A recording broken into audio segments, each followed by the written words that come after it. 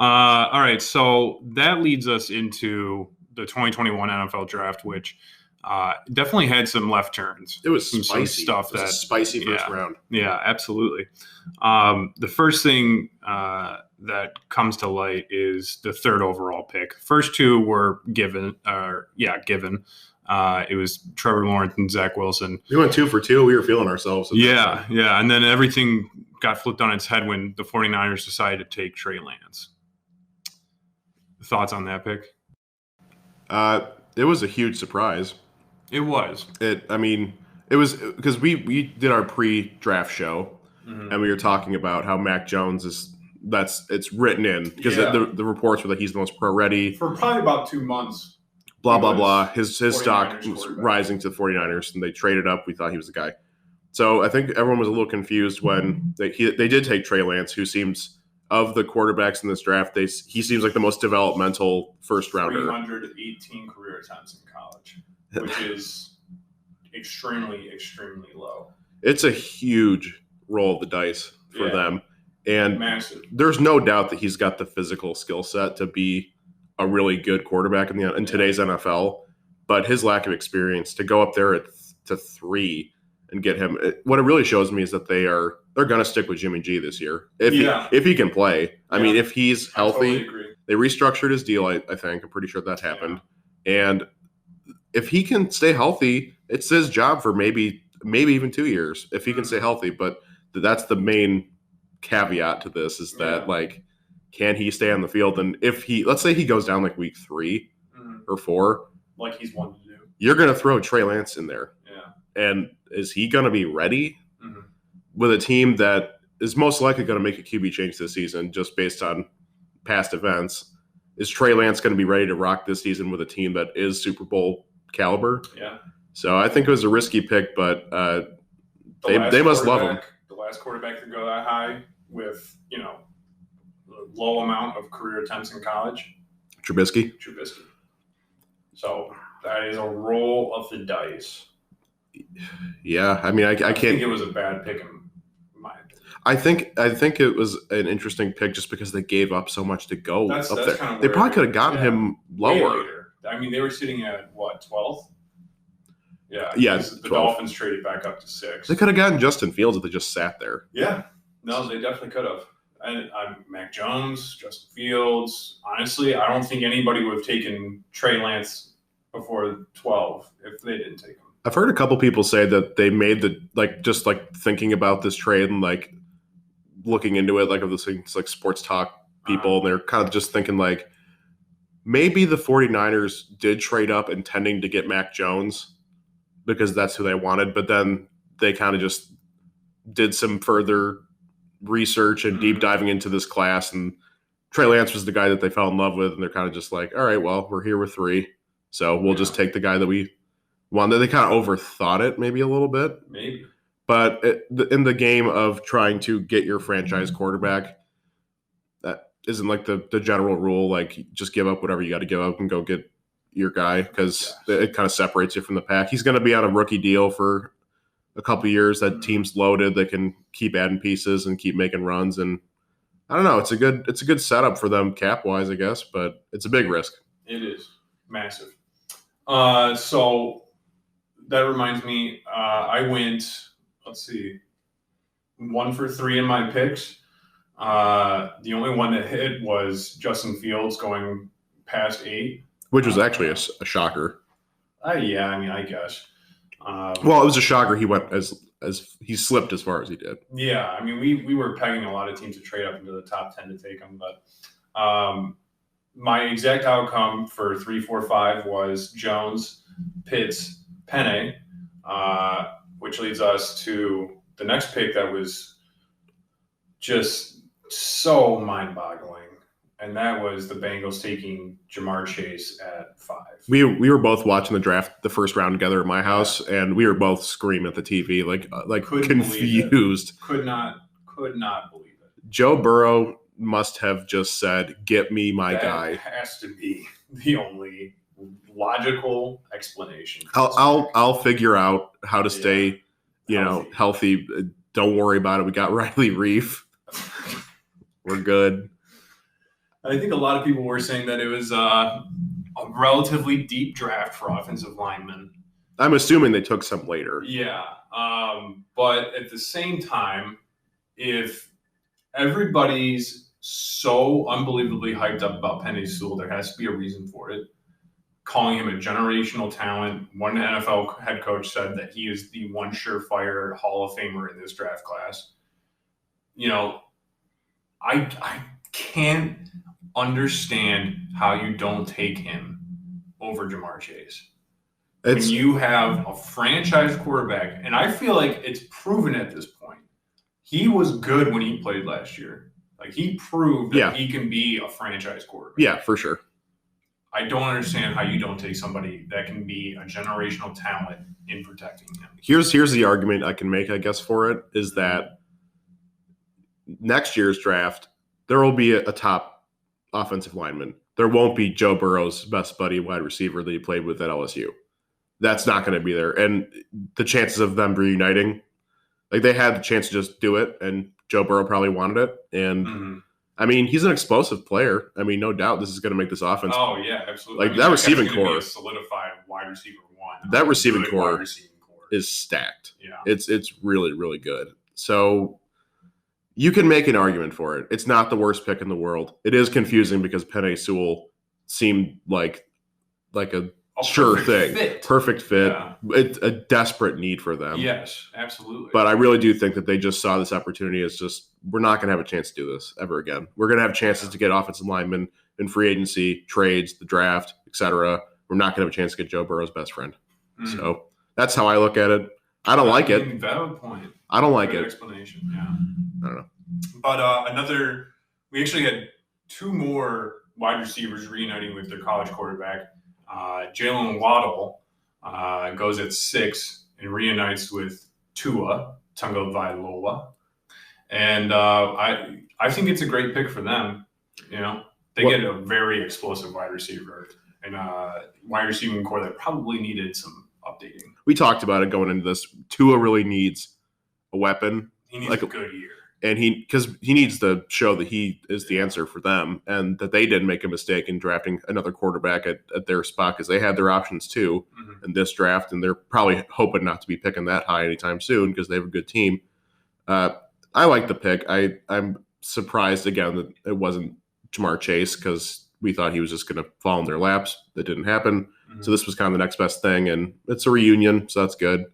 I think he'll be pivotal in Tua's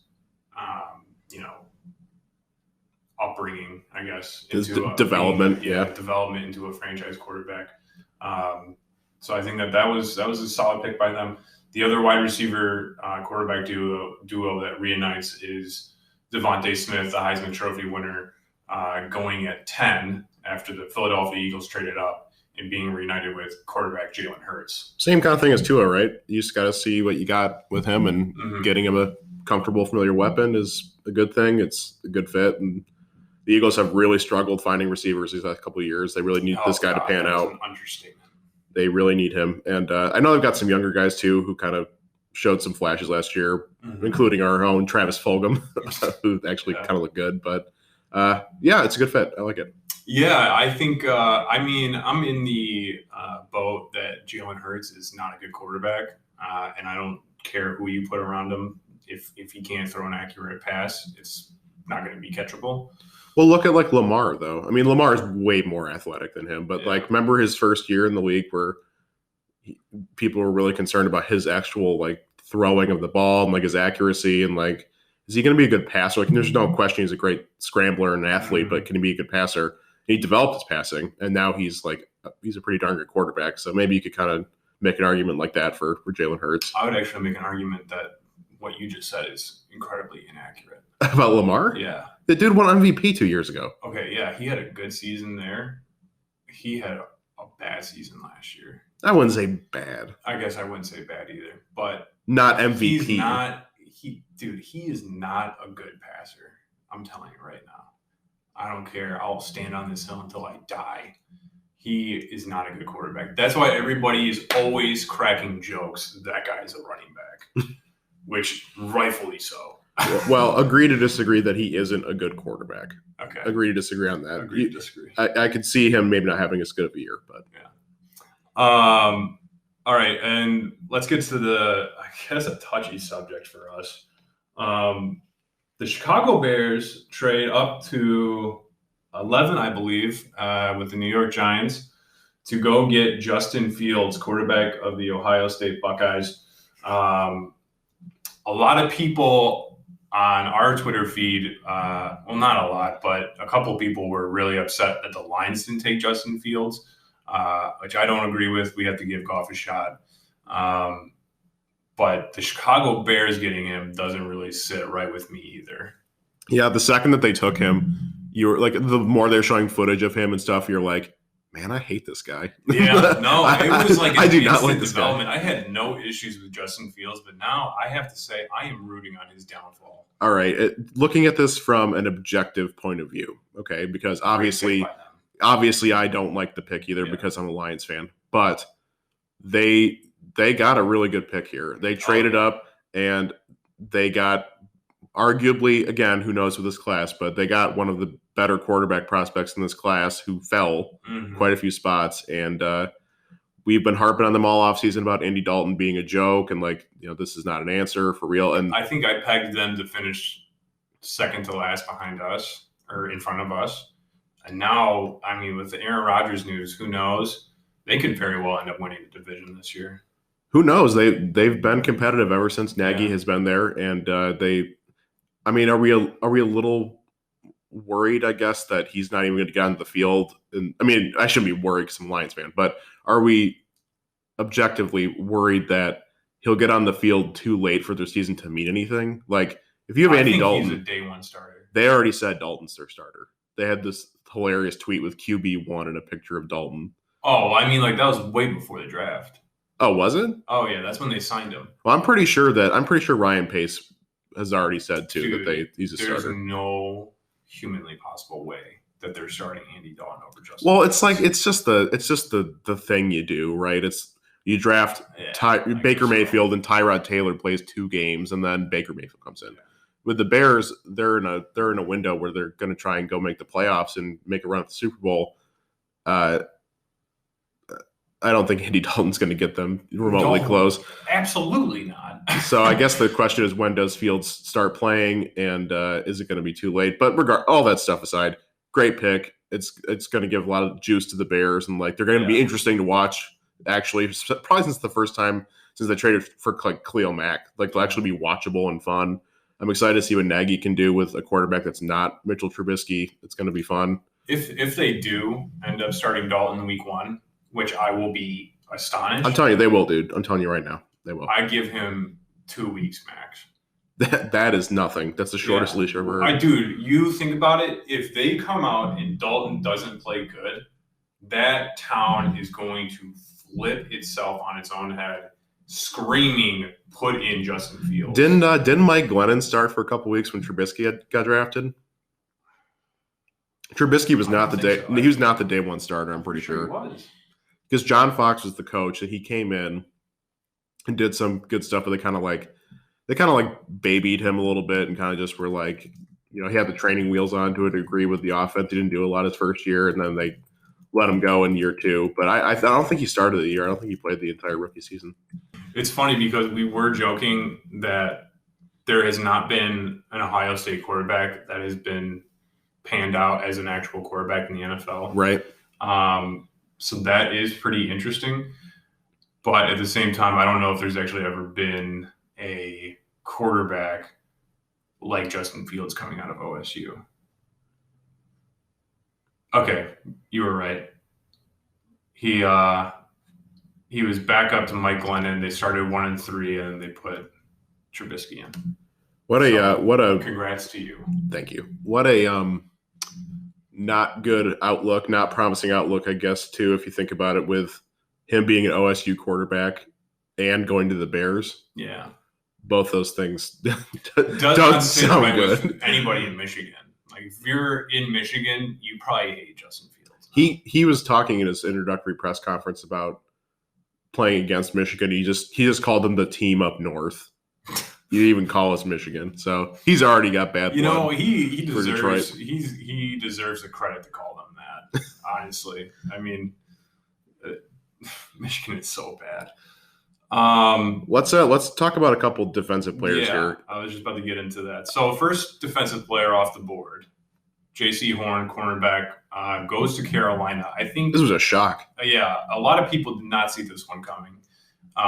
He was not the number one defensive player on anybody's draft board. He was not the number one cornerback on anybody's draft board. Yet Carolina takes him at 8. They pass up on Rashawn Slater was the main one. Getting Darnold protection. They pass up on Devontae Smith, getting more firepower for Sam Darnold. They pass up on Micah Parsons, getting a good linebacker back there To replace Kuechly. Yep, and they end up going with J.C. Horn, the cornerback. I didn't really know that their secondary needed that much help. This caught me by surprise. I didn't think so either. I thought that I didn't think they had like an amazing secondary, but not one so bad. Yeah, that you would have to go target a corner at 8 overall. Yeah. So it was surprising. It was especially surprising that they didn't take Patrick Surtain. Yeah, because he was pegged as the number one corner. Everyone was talking about him as the number one corner off the board, so they kind of did their own thing there. I don't really have a whole lot to say on this. I'm kind of surprised. Yeah, I think this might be a pick that comes back to haunt them, because I think it's very rare that a cornerback taken that high pans out with the expectations that he's set with when he is taken that high.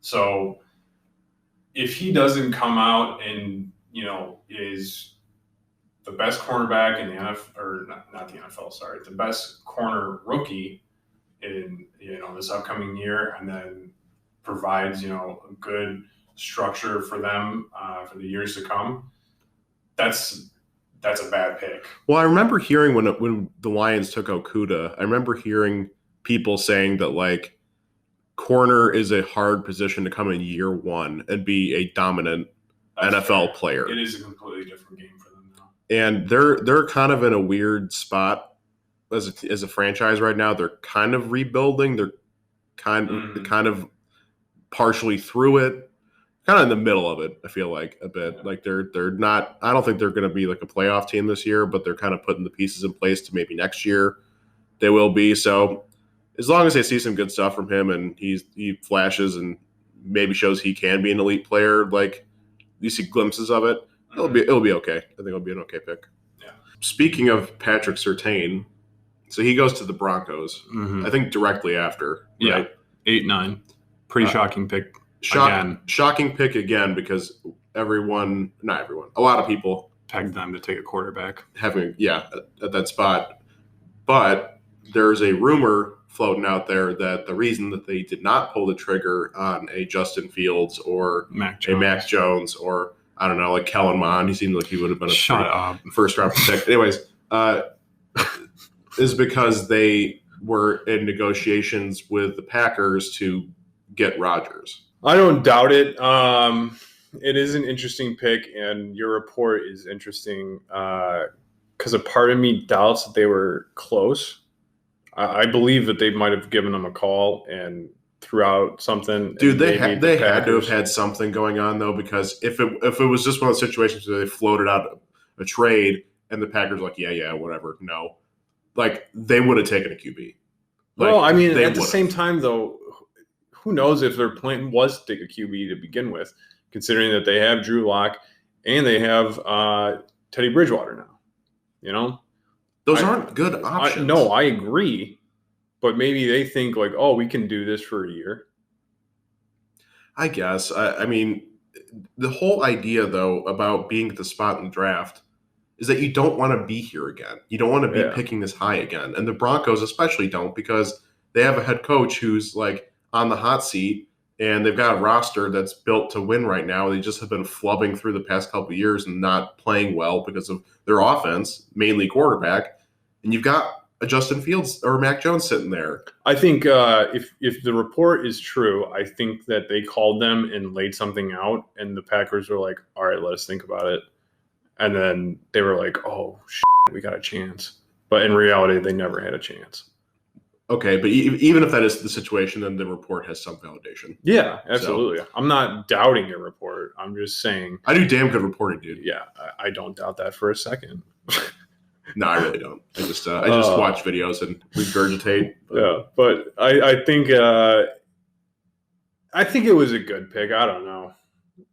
It's. They cut AJ Bouye this offseason. Yeah. So and they signed Kyle Fuller, who I forgot they did that. Yeah, they did get some help at cornerback. Kyle Fuller has not been what he was in the past couple of seasons. So I can understand taking another one. And now, like you look at their cornerbacks, they got two solid ones. Kyle Fuller, solid. But if Patrick Surtain is who he thinks he is, he'll be a good corner. It's besides QB, the Broncos are one of those teams. It seems like they had flexibility at that spot. They could have gone with Micah Parsons. They could have gone with Kwity Paye. They could have gone with a receiver. Like O-line. Yeah, which they seem like they could have done a lot. So in a similar spot that we were, and I think that's why a lot of people pegged them to trade down. But there's a difference though. They're in a spot where they're competitive and they have options. Yeah. We're in a spot where we literally just have so many holes. We could have taken anybody. Yeah, take your pick. No, so true. Last defensive player I wanted to touch on was Parsons falling to the Cowboys at 12. Yeah, there was a bunch of weird trade stuff going on in that with the Eagles and like Cowboys and like the Giants were wanting someone, and that whole little spot in the first round was kind of weird. Yeah, so the Eagles trade up from 12 to 10, jumping the Giants. I assume the thought here was the Giants were going to take Devontae Smith at 11, so the Eagles jumped them to take him at 10.